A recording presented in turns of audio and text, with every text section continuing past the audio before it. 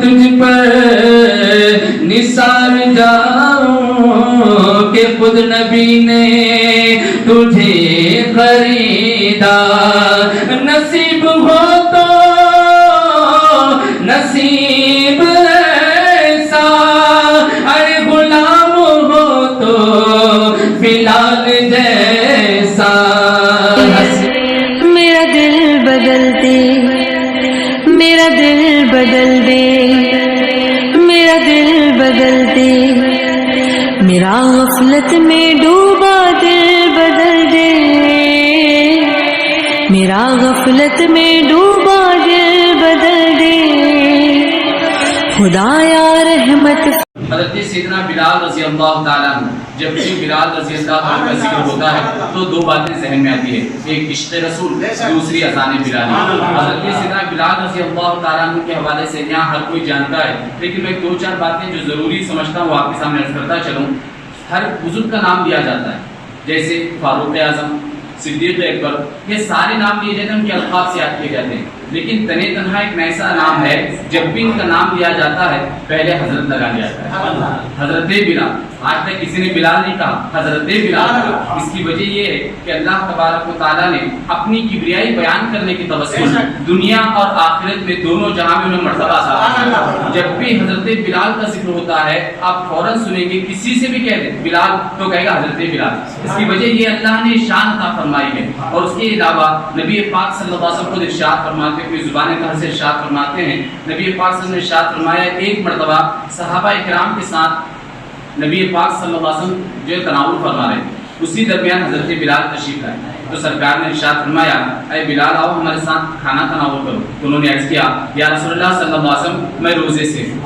تو سرکار علیہ وسلم نے ارشاد فرمایا ہمارا رزق زمین پر ہے اور حضرت بلال کا رزق جنت میں. اور اس کے بعد حضرت بلال سے سرکار نے ارشاد فرمایا اے بلال روزے دار کی ہڈیاں بھی روزے دار کے حق میں دعا کرتی ہیں. اور آپ کو بتا دوں آج ہمارا معاملہ یہ ہے کہ ہم مؤذنوں سے اتنا ادب نہیں کرتے، مؤذنوں سے اتنی محبت نہیں کرتے. میرے استاد محترم جناب حافظ و قاری محمد شبیر احمد صاحب رضوی رحمۃ اللہ تعالی ارشاد فرماتے تھے جب کسی کی تباہی کے دن آتے ہیں تو وہ مؤذنوں کے پیچھے پڑ جاتا ہے. اکثر فرماتے ہیں جب کسی کی تباہی کے دن قریب ہو تو اسے شیطان مکر میں ڈالتا ہے کہ وہ مؤذنوں اور اماموں کے پیچھے پڑ جاتے ہیں. اس لیے ہمیشہ یاد رکھیں جب کسی مؤذن کی برائی دیکھے یا کوئی عیب دیکھے تو اس کی اصلاح کی کوشش کریں، اسے لوگوں کے سامنے نہ بتائیں کیونکہ ان کا مقام اتنا بڑا ہے. میرے آقا علیہ السلام نے ارشاد فرمایا جب مؤذن اذان دیتا ہے تو جب تک اذان دیتا رہتا ہے اللہ تبارک و تعالیٰ اپنا دست قدرت اس بندے کے سر پر رکھتے ہیں. اور اس کے بعد فرمایا گیا جب تک اذان ہوتی ہے جہاں تک پہنچتی ہے وہ روئے زمین کا اتنا حصہ بروز قیامت اللہ کی بارگاہ میں دعا گو ہوتا ہے. اب جب دعا اذان مکمل ہو جائے تو فرمایا جاتا ہے آسمان میں اڑنے والے جو پرندے، زمین کے اندر رہنے والے کیڑے مکوڑے اس مؤذن کے حق میں دعا کرتے ہیں. اور آپ نے دیکھا ہوگا کبھی کبھار ہمارے مؤذنین جو ہے پریشان ہو کر میرے سامنے عرض کرتے ہیں کہ متلی صاحب بہت ستائے، مصلی صاحب ریسنٹلی عمرہ جا کر جب سے میرے پیچھے پڑی وہ یہ وہ ساری باتیں بتاتا ہوں. لیکن میں کبھی کبھار سوچتا رہا کہ اتنی تکلیف مؤذنوں کو کیوں؟ مؤذن مسجد میں پہلے آنا، سب جانے کے بعد جانا، بارش میں بھی آنا، طوفان میں بھی آنا، عروس رہا تو بھی آنا، شادی رہی تو بھی آنا، اس کے بعد گانا بھی سب میں زیادہ سننا. میں سوچتا رہا آخر وجہ کیا ہے. تو بعد میں پتا چلا سرکار بلال رضی اللہ تعالیٰ عنہ 28 سال کافروں کے ظلم کو برداشت کرتے. اس وجہ سے جب بھی جو ہے مؤذن کھڑا ہوتا ہے اسے ستانے کے لیے کوئی نہ کوئی پیدا ہو جاتا ہے. تو یاد رکھیں ہم اپنے آپ کو اس فہرست میں شمار نہ کریں جو مؤذنوں کو ستایا جاتا ہے یا اماموں کو ستایا جاتا ہے، بلکہ ہمیں چاہیے ان کی قدر کرنی چاہیے. میں پہلے کی بات بتاؤں، پہلے 600-700 روپے میں مؤذن ملتا تھا. الحمدللہ مؤذنوں کا حال یہ ہے کہ مسجد کے امام جلدی ملتا، مؤذن نہیں ملتا. آج اتنا ڈیمانڈ ہے کہ مؤذن نہیں ملتا، امام مل جاتا. تو اس لیے بھی چاہیے مؤذنوں کی قدر کریں. اور اس کے لائق آخری بات کہہ کر بات مکمل کروں، یہ اذان جو دی جاتی ہے، جو اللہ رب العزت کی کبریائی بیان کی جاتی ہے، اس کے حوالے سے میرے آقا نے ارشاد فرمایا مؤذن ہو یا غیر مؤذن، 5 وقت کی نماز کے لیے 5 مرتبہ اذان دے تو سرکار نے فرمایا اللہ تبارک و تعالیٰ اس کے پچھلے سارے گناہوں کو معاف فرما دیتا ہے، اور جو بھی بندہ 1 سال تک مسلسل اذان دے اللہ کی رضا اور خوشنودی کے لیے تو سرکار نے ارشاد فرمایا اللہ تبارک و تعالیٰ اسے بروز قیامت خوف سے دور فرما دے گا۔ اور فرمایا جاتا ہے نبی پاک صلی اللہ علیہ وسلم جب معراج میں تشریف لے گئے تو اس وقت سرکار نے دیکھا موتیوں سے لبریز اور موتیوں سے بنائے ہوئے گنبد نظر آئے، اور ان کی جو خاک تھی مشک کی خاک تھی۔ سرکار نے پوچھا جبرائیل یہ کس خوش نصیب کے لیے ہے؟ تو سرکار کی بارگاہ میں حضرت جبرائیل عرض کرنے لگے یا رسول اللہ صلی اللہ علیہ وسلم یہ آپ کی امت کے مؤذنوں کے مکانات ہیں، یہ آپ کے مؤذنوں کے مکانات ہیں جو اللہ انہیں جنت میں عطا فرمائے گا۔ تو میرے پیارے آقا علیہ الصلوۃ والتسلیم کے پیارے دیوانوں، لوگوں کے کہنے سے یا لوگوں کے کچھ ایسے عام کام کہنے سے ہمیں اپنا کام نہ چھوڑے، بلکہ ہماری رضا اللہ تبارک و تعالیٰ ہے تو ہم اللہ اس کے رسول کی رضا کے لیے کبھی بھی اس کام کو نہ چھوڑے۔ یہ اللہ تبارک و تعالیٰ کیا جو ہے بہت بڑا احسان عظیم ہے کہ اس نے ہمارا انتخاب فرمایا، جو اس کی کبریائی بیان کرنے کے لیے ہمارا انتخاب فرمایا۔ اس لیے میں آپ سے گزارش کرتا ہوں جو مؤذنین ہے وہ واقعی قابل مبارکباد ہیں، کیونکہ اللہ تبارک و تعالیٰ کی کبریائی بیان کرتے ہیں۔ اللہ تبارک و تعالیٰ ہم سب کو مؤذنوں کا ادب کرنے اور ان کے حق میں جو دعائیں نبی پاک صلی اللہ علیہ وسلم نے عطا فرمائی ہے ان دعاؤں کا صدقہ ہم سب کو نصیب فرمائے۔ اللہ تعالیٰ کہنے سننے میں کوئی غلطی تو یا اللہ تو اپنے فضل و کرم سے معاف فرما۔ حضرت بلال رضی اللہ تعالیٰ عنہ کے توسل مولا حاضرین کی حاضری کو قبول فرما۔ یا اللہ حاضرین میں اگر کوئی قرضدار ہو تو قرض سے گھروں میں بچے بچیاں بیٹھی ہیں تو مولا کرنے فضلہ ساتھی نصیب فرما۔ یا اللہ میں 5 وقت نماز بجماعت صفی علماء کے وقتوں پر تیری رضا کے لیے پڑھنا نصیب فرما۔ یا اللہ ہمیں تیری رضا کے لیے اذان دینے کی توفیق عطا فرما۔ یا اللہ ہم سب کی دعاؤں کو قبول فرما۔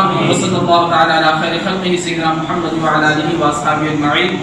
وہ تنہا کون ہے اللہ اللہ، بادشاہ وہ کون ہے اللہ اللہ، مہرباں وہ کون ہے اللہ اللہ، کیا اونچی شان ہے اللہ اللہ، اس کی سب نشان ہے اللہ اللہ، سب دلوں کی جان ہے اللہ اللہ، اللہ حسبی ربی جل اللہ اللہ اللہ، ما فی قلبی غیر اللہ اللہ اللہ، نور محمد صلی اللہ اللہ اللہ، لا الہ الا اللہ اللہ اللہ۔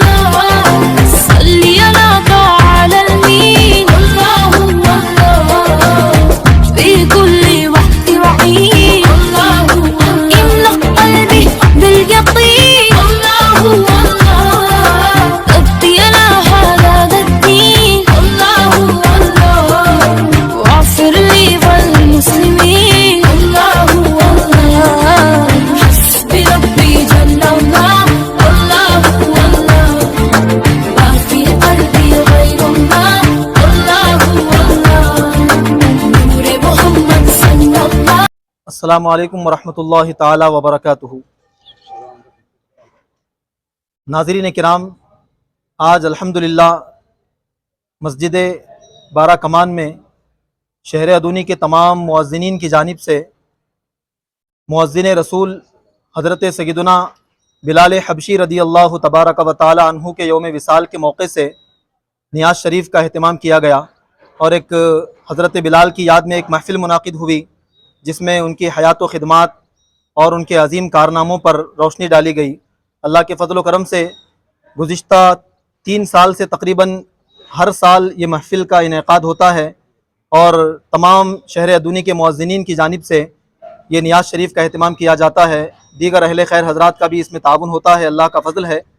یقیناً حضرت سیدنا بلال حبشی رضی اللہ تبارک و تعالی عنہ کا سب سے بڑا کرم، سب سے بڑا احسان وہ مؤذنین پر ہے، چونکہ وہ بارگاہ رسالت کے اور مسجد نبوی کے سب سے پہلے مؤذن رسول ہیں۔ وہ عظیم مؤذن ہیں جن کو خانہ کعبہ کی چھت پر خود مصطفیٰ جان رحمت نے کھڑا کروایا اور حکم فرمایا کہ اے بلال، کعبے کی چھت پہ کھڑے ہو کے اذان پکارو۔ تو حضرت بلال کی یاد میں تمام مؤذنوں نے اس محفل کا انعقاد کیا۔ اللہ سے دعا ہے کہ اللہ تعالیٰ تمام مؤذنین کو بالخصوص اور تمام مسلمانان ادونی کو بالعموم حضرت سیدنا بلال حبشی رضی اللہ تعالیٰ عنہ کا صدقہ عطا فرمائے، ان کا فیضان دنیا بھر کے مسلمانوں پر جاری و ساری فرمائے، آمین یا رب العالمین۔ پلے نیوز کے ہمارے جو افراد یہاں پر حاضر ہیں ان کا ہم شکریہ ادا کرتے ہیں کہ بروقت وہ یہاں پر حاضر آئے اور اس محفل کو انہوں نے اپنے چینل کا جو ہے نا حصہ بنانے کی کوشش کی۔ اللہ تبارک و تعالیٰ سے دعا ہے اللہ ہمیں حضرت بلال کا فیضان عطا فرمائے۔ السلام علیکم ورحمۃ اللہ وبرکاتہ۔